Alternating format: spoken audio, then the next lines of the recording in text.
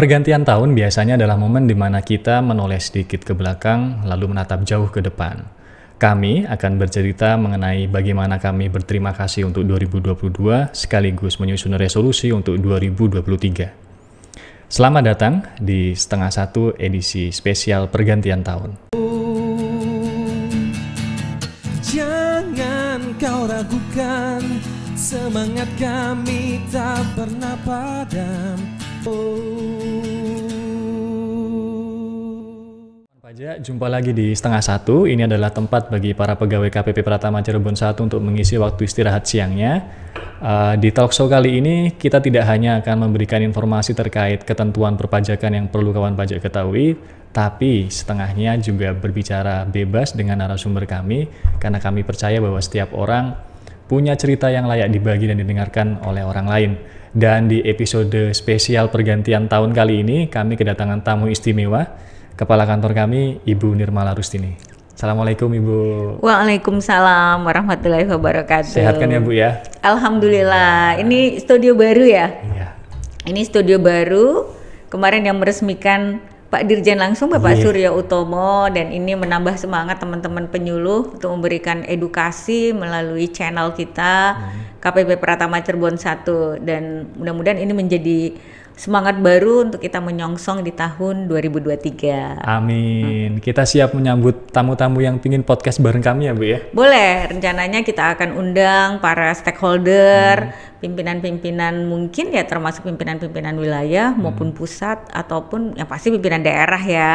Dan semua nanti akan bisa bercerita di studio ini, termasuk mungkin para wajib pajak bisa menjadi tax agent bagi kita untuk mengajak para wajib pajak lainnya. Nah, itu bagus sekali, berarti kita saling ketok-tular untuk mengajak mengisi pundi-pundi penerimaan negara. Yang patuh bisa menularkan kepatuhannya ke yang lain. Betul, semangatnya untuk menambah pundi-pundi ditularkan juga semangatnya. Gotong royong ya, jadi prinsipnya. Dan kawan pajak perlu tahu kalau Ibu Nirmala ini habis rapat pimpinan nih di kantor pusat Direktorat Jenderal Pajak. Jadi seluruh kepimpinan termasuk kepala kantor seluruh Indonesia diundang ke sana. Jadi saya yang pertama pertanyaannya mau nagih dulu, barangkali ada oleh-oleh buat kita Bu. Oleh-oleh yang pasti ya, karena kami adalah kepala kantor sebagai unit terdepan dalam menghimpun pundi-pundi penerimaan negara. Kemarin Pak Dirjen menyampaikan langsung kepada Bu Menteri, inilah pasukan kami di lapangan yang memungut rupiah demi rupiah untuk memasukkan ke dalam penerimaan negara. Dan alhamdulillah secara nasional sudah terlampaui, semua kanwil sudah mencapai penerimaan targetnya, dan seluruh KPP juga sudah mencapai penerimaan targetnya. Jadi sebagai kepala kantor, bagaimana sih Ibu memandang tahun 2022 Bu, baik bagi KPP Pratama Cirebon 1 secara khusus maupun DJP secara umum Bu? Kalau secara umum nasional tadi udah dibilang kita udah mencapai target semua, dan itu kita bersyukur harga komoditas ya cukup membantu sehingga agak mendongkrak penerimaan, termasuk regulasi undang-undang dan adanya pengawasan yang sekarang cukup efektif secara nasional disertai dengan data-data yang cukup bisa dipertanggungjawabkan. Terbukti ketika program pengungkapan sukarela kemarin kita banyak disumbang oleh program pengungkapan sukarela, dan itu bukan hanya melalui sosialisasi dan edukasi, tapi juga melalui pendekatan based on data. Nah itu kalau di Cirebon 1 sendiri, kita ada program konseling bersama saat itu. Nah mungkin teman-teman penyuluh juga sudah terlibat di dalamnya, di mana para penyuluh juga ikut menyuluh, tapi juga di situ kita panggil WP-WP yang ada datanya sampai 12 batch ya kalau nggak salah waktu itu kita undang. Jadi selain mereka mendapat sosialisasi edukasi, tapi kita tahu bahwa ini ada data loh para wajib pajak. Nah itu pendekatan seperti itu sangat efektif. Terbukti sampai dengan hari ini penerimaan KPP Pratama Cirebon 1 sudah mencapai 120%. Alhamdulillah, dengan kepatuhan juga untuk pencapaian SPT tahunan kita sudah mencapai 101%. Untuk WP strategi sendiri ada 525 wajib pajak itu sudah menyampaikan SPT semua, dan untuk program pengungkapan sukarela yang tadi saya sebut itu kontribusinya sampai hampir 20%, itu menyumbang 107 miliar. dan amazing bagi kita itu disumbang oleh hampir semuanya wajib pajak orang pribadi, jumlahnya 998 orang pribadi yang ikut program pengungkapan sukarela. Berarti kurang 2 lagi itu mencapai 1 juta ya. Harusnya nambah 2 lagi itu bisa kita kebut kemarin. Jadi alhamdulillah. Jadi itu juga berkat kerja keras semua pihak menurut saya, dan terbukti bahwa data-data yang dikirim dari kantor pusat, dan kita ada Direktorat Informasi Perpajakan ya, udah membuktikan bahwa data-data kita itu mulai bunyi, mulai berisi, dan kita mendelivernya juga bagus kepada para wajib pajak. Itu yang kita sebut data driven culture. Jadi bagaimana kita menurunkan data itu dengan cara yang santun, wajib pajak juga tidak terkaget-kaget karena dengan pendekatan data driven culture yang sangat santun kepada para wajib pajak melalui pendekatan sosialisasi, edukasi, dan pengawasan. Ada nempel pengawasan juga itu di level account representatif. Terbukti kita tidak perlu naik ke level yang lebih tinggi, yaitu melalui penegakan hukum, baik itu pemeriksaan apalagi sampai ke penyidikan. Rasanya ini yang membuat pajak itu mulai mendekat ke hati masyarakat. Ya, mudah-mudahan ini misi kita bersama. Iya, menarik ini kawan pajak. Jadi 2 indikator utama kinerja, kepatuhan dan penerimaan seluruhnya tercapai ya Bu ya. Dan yang tadi Ibu bilang tentang soal semakin mendekat dan PPS ini sebetulnya ada kaitannya nih Bu. Kalau saya cerita sendiri sebagai seorang penyuluh gitu ya, saya kok kangen sama program-program kayak PPS Bu. Jadi PPS selain memang membantu mendongkrak penerimaan, tapi di sisi lain yang mungkin jarang diketahui adalah kita bisa punya forum yang begitu terbuka dengan prasangka yang sama-sama baik, wajib pajak datang, kami memberitahu kewajibannya dengan tuntas, mereka terbuka sekali untuk cerita ke kita, dan yang seperti itu kan investasi buat jangka panjang ya Bu ya. Bagaimana wajib pajak akan senang untuk datang ke kantor seperti itu. Nah, mungkin ini kesempatan yang tepat Ibu untuk memberikan apresiasi khusus ke wajib pajak KPP Pratama Cirebon 1. Silakan Bu. Yang pasti kami mengucapkan terima kasih kepada para wajib pajak yang sudah berkontribusi selama tahun 2022 dan luar biasa sambutan dengan program pengungkapan sukarela salah satunya. Dan bukan hanya itu, kita juga ada program konseling bersama, yaitu bagaimana kita menyatukan unsur penyuluh pajak kami dengan para account representatif, sehingga data-data yang kami turunkan itu benar-benar bisa kita sampaikan dengan baik. Nah, data driven culture ini menjadi program unggulan dari kantor pusat juga. Kami memiliki sumber informasi di Direktorat Informasi Perpajakan melalui pendekatan data-data itu, tapi data-data itu kami turunkan dengan cara yang santun, sehingga wajib pajak juga sangat antusias menyambutnya, dan melalui pendekatan yang ramah, sopan dan santun inilah kami menginginkan para wajib pajak juga dengan sukarela mendekat kepada kami, dan tidak usah takut-takut, tidak usah sungkan-sungkan, kami akan melayani dengan ramah dan santun kepada para wajib pajak. Tentunya dengan dialog dan komunikasi yang baik dengan para wajib pajak, semua permasalahan akan kita bisa selesaikan. Nah, kami pengen penyelesaian itu semuanya di level sosialisasi, edukasi, dan pengawasan. Ya, kecuali memang wajib pajaknya tidak clear data-datanya, ada juga beberapa wajib pajak yang ya nggak apa-apa saya diperiksa, yaitu nggak apa-apa karena memang kita udah sepakat untuk mengklarifikasi semua datanya melalui proses pemeriksaan.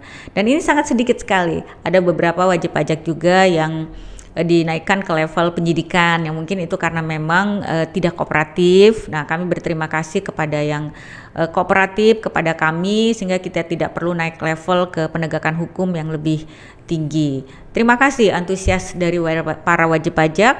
Sekarang sangat berbeda, dan itu tentu saja dengan program-program yang sangat mendekat ke hati masyarakat melalui sosialisasi, edukasi, dan pengawasan dengan pendekatan data yang akurat. Itu membuat para wajib pajak juga dengan ikhlas dan sukarela, dan ini yang kita harapkan. Kepatuhan, sukarela yang berkelanjutan, yang sustainable, yang tidak berhenti untuk di tahun ini saja. Kami harapkan di tahun-tahun mendatang dengan sukarela juga akan melakukan pembayaran pajak bukan hanya tepat lapornya, tapi juga tepat dalam pembayarannya. Demikian Mas Sigit. Siap. Ya. Jadi terima kasih buat wajib pajak dari Ibu Nirmala Rusti ini. Selain wajib pajak dan tentu teman-teman pegawai, kalau buat teman-teman pegawai Ibu sudah sering sekali memberikan apresiasi kepada kami. Saya kok percaya kalau kita punya satu peran lagi yang begitu mendukung kinerja kita ya Bu ya. Ada stakeholder mungkin dukungan dari kantor wilayah dan terutama ini mungkin dari pemerintah daerah Kota Cirebon Ibu. Barangkali Ibu bisa memberikan cerita tentang bagaimana kita punya hubungan yang mesra dalam kerjasama dengan Cirebon. Melalui program perjanjian kerjasama ya, perjanjian kerjasama, dan itu bukan milik KPP Pratama Cirebon 1, tapi itu milik nasional, di mana Tripartit sudah melakukan kerjasama yaitu DJPK, DJP, dan Pemda. Nah, Pemda Kota Cirebon salah satu yang sudah ikut MOU itu. Ketika saya bertemu pertama kali dengan Pak Wali Kota, saya sudah sampaikan, terima kasih Pak Nasruddin Aziz nih kesempatannya. Saya sampaikan Bapak, mudah-mudahan MOU ini tidak hanya sekedar MOU, tapi mempunyai nilai yang lebih. Nah, di situ kita sudah melakukan perjanjian kerjasama melalui pertukaran data, dan itu sangat rigid. Termasuk salah satunya bukan hanya data Pemda dipertukarkan kepada kami, tapi kita juga memberikan data kepada Pemda Kota Cirebon atas izin Menteri Keuangan. Nah, ini mungkin sesuatu yang mutualisme jadinya. Kerjasama seperti mutualisme inilah yang sangat kita harapkan, dan pastinya Pemda juga senang karena akan menambah pundi-pundi pendapatan asli daerah mereka. Nah, terbukti tahun 2022 kita mendapat penghargaan dari Pemda Kota Cirebon menjadi mitra dalam menyumbang penerimaan asli daerah. Nah, alhamdulillah, dan bukan hanya dengan Pemda Kota Cirebonnya, tapi semua stakeholder, Forkopimda, kemudian ke unsur Kementerian Keuangan, Kemenku 1, Ciayu Majakuning juga kita berkolaborasi, apalagi pendekatan program-program UMKM kita itu juga melibatkan unsur keuangan, baik itu BI maupun unsur dari keuangan lainnya ya, dari bank-bank itu kan, OJK, asosiasi juga kita libatkan. Rasanya semua lini di Pemda Kota Cirebon ini mau kita libatkan. Kita membuat sebuah komunitas, bukan hanya kita meningkatkan pertumbuhan ekonomi, tapi semua termasuk jadi mereka ada awareness, peduli bahwa KPP Pratama Cirebon 1 perlu dibantu gitu untuk menambah penerimaan negara. Saling dukung, saling bekerja sama. Itu yang menjadikan tahun 2022 begitu berkesan bagi kami, dan dari sisi penyuluh pajak juga mungkin kelihatan bahwa tahun ini berbeda dari tahun-tahun sebelumnya kawan pajak. Jadi di awal tahun kita ada undang-undang HPP, lalu di bulan April ada PPN 11%, kita mulai belajar lagi tentang faktur pajak, sampai kemudian PPS juga kemudian berakhir. Di akhir tahun ganti lagi temanya, yaitu soal NIK dan NPWP. Nah, ini yang saya mau tanya ke Ibu, bagaimana regulasi-regulasi baru begitu dinamis bermuncul di tahun 2022, sebetulnya apa yang sedang dilakukan oleh Direktorat Jenderal Pajak sih Bu? Kita sedang bagaimana, sedang berubah atau sedang bagaimana? Kalau perubahan itu sebuah keniscayaan yang semua tuh akan berubah karena kita beradaptasi dengan semua lingkungan. Yang pasti saat ini DJP sedang melakukan sebuah reformasi perpajakan, dan kita akan melakukan implementasi reformasi perpajakan ini, istilahnya kalau sistemnya Cortex ya, itu nanti per 1 Januari 2024. Jadi persiapan kita setahun 2023 ini benar-benar 2024 ya Bu ya, masih 1 Januari 2024, tapi satu tahun itu ternyata kan tidak semuanya hari kerja. Kalau kita hitung ternyata 2022 pun itu 225 hari kerja, jadi bukan 365 hari kita bekerja. Dihitung sama Ibu Nirmala hari kerja ya. 225 hari kerja berarti di 2022. Nah, itu berarti waktu kita sangat berharga, dan mudah-mudahan kita bisa maksimalkan tahun 2023 ini dengan sistem yang lebih efektif, sehingga wajib pajak, dan bukan hanya kita ya, wajib pajak juga akan paham, ada reformasi perpajakan, reformasi DJP ini yang kita tunggu-tunggu, yang mudah-mudahan ini akan menjadikan lebih efektif, lebih efisien, lebih handal sistemnya, dan kita memungut pajaknya juga akan lebih nyaman dan aman, dan tentu saja buat wajib pajak ya, nanti juga mudah-mudahan akan lebih nyaman dan aman. Jadi itu yang jadi perhatian kawan pajak, per 1 Januari 2024 DJP akan punya mungkin sistem informasi dan proses bisnis layanan yang baru yang disempurnakan gitu ya Bu ya. Masih setahun lagi, tapi ini pesan kami sebagai penyuluh juga, waktu 1 tahun ini barangkali di kesempatan pertama tidak perlu ditunda-tunda, kawan pajak ini perlu melakukan pemutahiran data terkait NIK dan NPWP gitu di DJP online gitu ya. Jadi silahkan coba login DJP online-nya, lalu cek status validitas NIK-nya di data utama di profil wajib pajak itu sudah valid atau belum. Nah, ini pesan sedikit. Kalau sudah valid, alhamdulillah. Kalau belum, silakan hubungi kami. Boleh datang langsung silaturahmi juga boleh, atau telepon atau lewat email juga diperkenankan seperti itu. Jadi ingat, validasi NIK dan NPWP buat modal masuk ke sistem layanan baru reformasi perpajakan tahun 2024 seperti itu. Nah, berikutnya Bu. Sebelum nantinya ke 2024 sistemnya baru, kayaknya di tahun ini juga ada hal-hal yang juga tetap harus dipersiapkan ya Bu oleh wajib pajak ya Bu. Kalau tadi jangan lupa tuh verifikasi NIK NPWP, rasanya sudah ada podcast kalian ya. Oh iya. Ini ya jualan juga nih, harus saya ngingetin. Boleh ditonton di channelnya, itu ada bagaimana cara memverifikasi NIK dan NPWP. Terus ada juga di channel-channel Direktorat Jenderal Pajak bagaimana cara memverifikasi NIK dan NPWP. Dan kalau tidak bisa juga bisa datang ke KPP Pratama Cirebon 1, ke helpdesk kami siap membantu bagaimana cara memverifikasi NIK dan NPWP. Nah, tantangan untuk 2023 itu ya, selain kita mempersiapkan implementasi Cortex reformasi perpajakan tadi, tentunya kita mempunyai langkah-langkah yang harus dicapai bagaimana tahun 2023 target itu harus diamankan.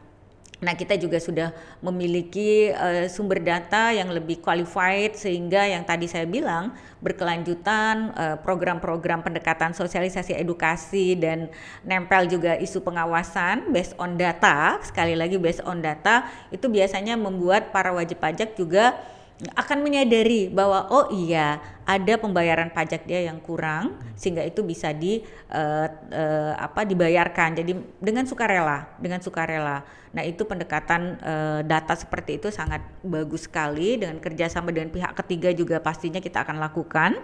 Dan yang pasti kita akan mengamankan untuk pembayaran masanya yang tahun berjalan kan. Karena tahun lalu kita sudah dapat segini, ya tahun ini harus kita amankan nih. Ini kita akan dapat juga. Pendekatan mulai dari fungsi sosialisasi edukasi, pengawasan di level AR, kemudian penegakan hukum yang mohon maaf kalau wajib pajaknya tidak berkenan karena datanya harus diklarifikasi, mau nggak mau naik ke level lebih tinggi di level pemeriksaan, mau nggak mau ada WP beberapa yang kita periksa, dan menurut saya itu no worries juga. Wajib pajak tidak perlu takut kalau dia masuk ke level pemeriksaan. Justru menurut saya ada nilai positifnya ketika wajib pajak masuk ke level pemeriksaan. Apa itu? Dia mendapat kepastian hukum. Dia mendapat surat ketetapan pajak yang itu sudah di-clearkan dan diperiksa bareng-bareng antara wajib pajak dengan fiskusnya, dengan pemeriksa pajak kami, fungsional pemeriksa ya. Rasanya itu juga tidak perlu menjadi sebuah ketakutan bagi para wajib pajak. Insya Allah pemeriksa kita baik-baik kok, jadi kita akan fair play. Dan satu lagi ya, kita juga kalaupun dilarikan ke penyidikan itu rasanya ultimum remedium. Jadi benar-benar kalau wajib pajak memang sudah susah, tidak kooperatif, tidak bisa kita temui, baru biasanya naik ke level yang lebih tinggi, dan itu sangat persentasenya sangat kecil gitu. Jadi kita nggak terlalu banyak. Itu hanya memberikan deterrent effect kepada para wajib pajak. Oh begini, kalau dia tidak respon di level sosialisasi edukasi, di level pengawasan, atau mentok di pemeriksaan, yang mau nggak mau kita larikan ke penyidikan. Tapi persentasenya sangat kecil karena itu ultimum remedium. Nah, satu lagi Mas Sigit, kita KPP Pratama Cirebon 1 tahun ini di Oktober kemarin di Hari Anti Korupsi kita mendapat predikat ZIWBK, yaitu KPP atau unit kerja yang memasuki zona integritas wilayah bebas dari korupsi. Nah, ini sebuah capaian yang luar biasa berkat kerjasama dengan semua pihak. Tentunya kita memasuki semua lini kita gitu, mereka juga kita kuatkan integritasnya banyak, dan ada 6 area perubahan yang kita lakukan, baik itu di manajemen perubahan, di organisasi tata laksana, di manajemen SDM-nya, kemudian di penguatan pengawasannya, dan di pelayanan primanya, dan di akuntabelnya, dan itu meningkatkan kinerja KPP Pratama Cirebon 1 tentunya, kemudian meningkatkan pelayanan prima kita kepada para wajib pajak dan stakeholder, dan satu lagi meningkatkan budaya anti korupsi di KPP Pratama Cirebon 1. Nah, predikat ZIWBK ini harus kita jaga. Tentu saja meraih itu jauh lebih gampang daripada untuk menjaganya. Tentunya nggak boleh turun. Selama 2023 predikat ZIWBK ini harus tetap kita pelihara, dan mudah-mudahan pembangunan WBBM, yaitu wilayah birokrasi bersih melayani, akan kita capai di tahun 2024 nantinya. Akan teruji di 2023 ini. Bukan sebuah pekerjaan yang gampang, karena harus kita mempunyai inovasi-inovasi di 6 area perubahan itu jauh lebih baik dibanding 2022. Nah, ini tantangannya kan. Programnya harus lebih inovatif dan pastinya harus berbeda dengan tahun 2022. Nanti kita pikirkan sama-sama. Jadi 2022 kami dapat predikat ZIWBK. Tahun depan mohon dukungan dan doanya dari kawan pajak supaya kita bisa ke predikat selanjutnya, yaitu WBBM ya Ibu ya. 2024. Oh sorry, 2024 ya. Dan salah satu cara untuk bisa merasakan layanan kami yang prima dan penuh dengan integritas, barangkali ini ada kaitannya dengan di awal tahun. Kan biasanya DJP punya hajatan besar untuk SPT tahunan ya Ibu ya. Untuk SPT tahunan barangkali ada yang harus dipersiapkan oleh kawan pajak. Misalnya kalau kawan pajak ini pegawai harus bagaimana, harus kalau usahawan bagaimana dan seterusnya Bu. Ada pesan-pesan untuk menyambut musim SPT tahunan? Kalau yang pasti sebagai aparatur sipil negara ada kewajiban untuk lapor ke KPK. Nah itu akhir tahun periode siapkan semua daftar harta kekayaan. Kalau itu udah pasti ya. Biar sekalian ya. Nah sekalian jadi untuk menyiapkan untuk lapor SPT tahunan. Sebenarnya itu sama semua kawan pajak juga sudah menyiapkan semua daftar harta, dan kalau dia bekerja dia minta bukti potong, dan kalau kita mempekerjakan orang kita siapkan juga bukti potong kepada para karyawan-karyawan kita supaya dia bisa lapor pajaknya bisa tepat waktu. Jadi gak diuber-uber lagi. Yang mudah-mudahan semua deadline, semua ketentuan ini kita kerjakan sama-sama, tentu sama-sama, dan rasanya kalau kita kerjakan dengan ya kita kerjain sedikit demi sedikit ya selesai juga gitu loh. Tentu saja dengan hati yang riang ya Mas Sigit ya. Nggak boleh ada ngeluh karena memang deadline-nya semuanya banyak ya. Di akhir Desember juga kita banyak deadline. Nah, kawan pajak siapkan dari itu, mengingatkan diri saya juga nih. Kita juga siap-siap untuk yang lapor LHKPN ke KPK. Itu kami punya kewajiban untuk melaporkan sebagai aparatur sipil negara. Sama aja nanti kita juga harus lapor SPT tahunan. Kami juga nanti pastinya akan siap membantu para kawan pajak, baik itu dalam bentuk online ataupun offline. Jemput bola juga kita lakukan, tapi mudah-mudahan lah kesadaran wajib pajak itu semakin tinggi dan semakin tidak perlulah sampai dioprek-oprek, jadi dengan sendirinya, dengan sukarela dan bangga, saya udah lapor pajak. Tentu saja diiringi dengan bukan hanya lapor pajak tepat waktu, tapi juga mulai lapor bayarnya juga dengan tepat. Saya kira itu Mas Sigit yang harus disiapkan di akhir tahun ini. Iya, buat SPT tahunan ini mungkin highlight-nya tadi dari Bu Nirmala yang kadang-kadang kita kawan pajak juga lupa nih. Jadi ada kewajiban untuk melaporkan harta dan kewajiban di SPT tahunan, dan untuk harta yang sifatnya kas atau setara kas itu harusnya saldo per 31 Desember. Nah, jadi besok tanggal 31 Desember dicek saldo saya berapa buat dilaporkan di SPT tahunan. Khusus buat teman-teman kawan pajak yang kemarin ikut PPS, soal harta ini menjadi perhatian, jangan sampai ada yang ketinggalan lagi buat dilaporin di SPT tahunan. Jadi poinnya adalah soal harta seperti itu. Buat penghasilan tadi saya ulang sedikit, kalau kawan pajak adalah pegawai atau karyawan, maka dorong pemberi kerjanya untuk segera memberikan bukti potong sebagai data untuk dilaporkan di SPT tahunan. Kalau kawan pajak adalah usahawan atau pekerjaan bebas, siapkan rekapitulasi peredaran bruto setiap bulannya, atau kalau kawan pajak badan usaha misalkan, maka laporan keuangannya harus segera disusun supaya nanti laporan SPT tahunannya tidak terlambat. Itu persiapan di awal tahun. Nah, mungkin ini pertanyaan terakhir barangkali Bu, sekali lagi mungkin silahkan kalau ingin menyampaikan harapan atau resolusi di 2023 buat kawan-kawan pajak sekalian.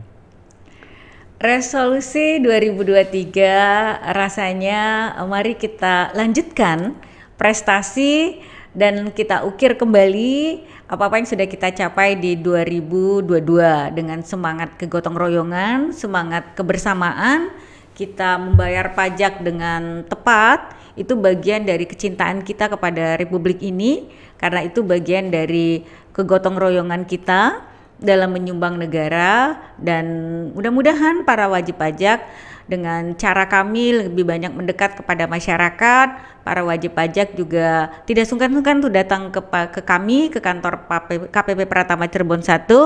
Apapun permasalahan, apapun yang akan ditanyakan, insya Allah kami akan melayani dengan ramah dan santun kepada para wajib pajak, karena itu sudah menjadi tekad kami. Mudah-mudahan sinergi dan kolaboratif ini baik dengan para wajib pajak dan dengan para stakeholder akan kita jalin kembali, kita akan bina kembali menjadi lebih baik. Semoga bukan hanya penerimaan nasional akan mencapai target atau melampaui, tapi juga penerimaan asli daerah Kota Cirebon. Sukses selalu buat para wajib pajak, pemerintah Kota Cirebon, dan stakeholder lainnya. Ibu, terima kasih banyak sudah berkenan berbagi dengan kami. Sama-sama. Ya, kapan-kapan hadir lagi ya Bu ya? Siap. Betah pokoknya kalau diundang ke studio 426 di podcast 12:30. Yeay. Dan kawan pajak, ini adalah akhir dari 12:30 episode pergantian tahun. Kami percaya bahwa kita semua bisa punya optimisme untuk menyambut tahun 2023. Dan kita tutup dengan salam dari kami ya Bu ya. Iya. Salam Trengginas, terampil menggawe, integritas tanpa batas. Dan salam reformasi perpajakan. Siap, mantap, salam satu bahu, semangat dalam kebersamaan, lanjutkan ukir prestasi, tetap fokus, jangan terlena. Terima kasih, sampai jumpa kawan pajak. Terima kasih, see you next. Kami terus berkarya tanpa korupsi, pastinya bisa. Oh, oh.